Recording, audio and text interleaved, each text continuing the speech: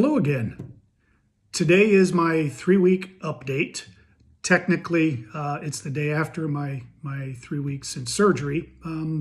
So I'm hoping to keep this video somewhat short. The others have kind of dragged on. So I'll see if I'm going to edit some of those just to get out some of the pertinent details. So I'm running low on my phone storage. So I'm going to have to do some storage management. And in that spirit, I've got a couple of updates since the last video, the 2-week update. So it's the day after my 3-week anniversary since my surgery. Beautiful day outside.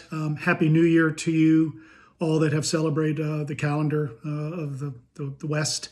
But here we are in a 2025, in a new year. And I've got just a couple of updates. Last video, I talked about I accidentally forgot to use my shower sling. And then the next day after that, for the next 2 days, I didn't use a sling, thinking I was okay with it. I did go back to the sling the day after last week's video, just for peace of mind and making sure that I wasn't, subconsciously trying to use that arm. So it was more about being precautionary and being smart with it. So I started doing that last week, and bear with me as I kind of go through some of my notes here. Had PT twice this week. So today is Saturday, but I had PT on Monday and then yesterday, Friday. Made progress with some of the exercises they're running me through. So at my abduction exercise, I'm at 30 degrees, which they were very happy with. Yesterday, I had actually moved to 45 degrees in my abduction exercise, so out from the side, I believe, if I have this correctly. So the PT staff has been very pleased with that. Not so good. The external rotation was pretty good as well, but not a lot of progress there compared to the abduction. And then the inflection, I think, of taking my arm up in the motion. And I'm laying on my back on the PT table, but that's very tight. So great progress on one of the exercises, kind of flat on another, and then maybe lagging a little behind on the third. So again, I'm taking little victories here, but also I don't want to sugarcoat this. Again, everybody's different. I understand that. But that's the state of my kind of progress here, moving into the end of the week, which was my 3-week. So all in all, I feel pretty well. Yesterday, he worked the supraspinatus by taking the scapula, as he explained to me, taking the scapula out of the rotation part of the exercise, and he pushed it hard. I feel it today. Probably going to go take some ibuprofen to help with some swelling. I'll put some ice on it again. But instead of my pain being a 0, possibly a 1 at most times, I haven't had much pain. Again, extremely fortunate. But it's probably about a 2 or 3 now. So it's kind of a constant discomfort that I'm dealing with. So he really pushed that part of my shoulder yesterday. Let's see. Still off and on using ibuprofen and acetaminophen, trying to keep some of the inflammation down in the shoulder to help with the PT exercises.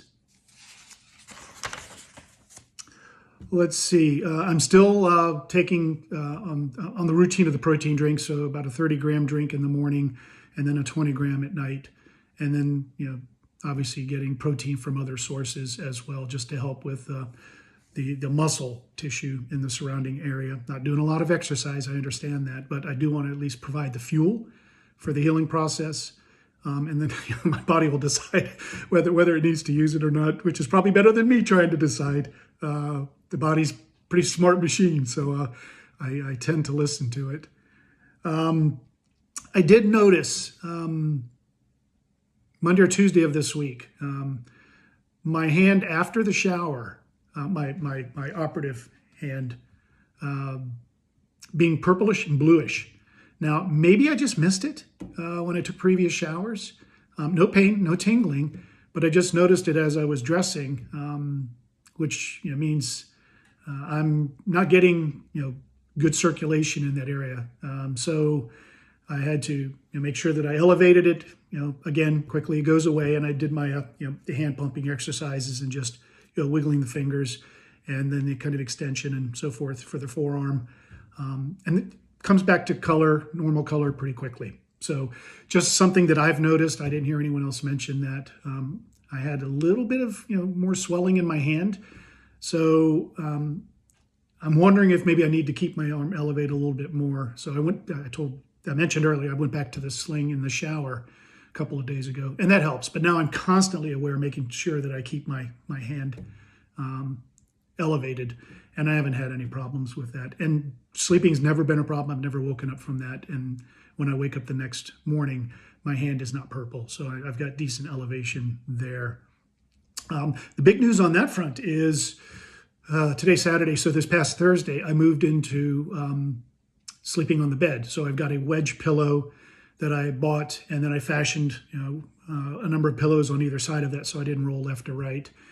And then I sleep with the abduction pillow. I tried a couple of other pillows, very uncomfortable. My first night in the bed, I did not sleep well, which is kind of interesting because I was in the recliner for almost 3 weeks and was getting very comfortable with that.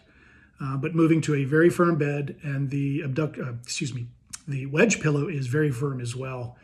But I was under heavier covers, slept in the same long lounge pants that are very warm wintertime here, and I was uncomfortable. It was very warm in the room. So yesterday I moved back to the moved back to the abduction pillow, and did not strap it around my waist, which has a tendency to constrict, right, my breathing and my comfort level.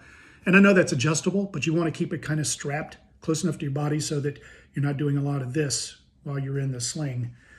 And that worked great. So now I'm back to a nice, comfortable position. I don't know if I'll be going back to the recliner. So 2 days in bed now, and everything's moving forward there. So again, another nice little victory to try to get back to some semblance of normalcy.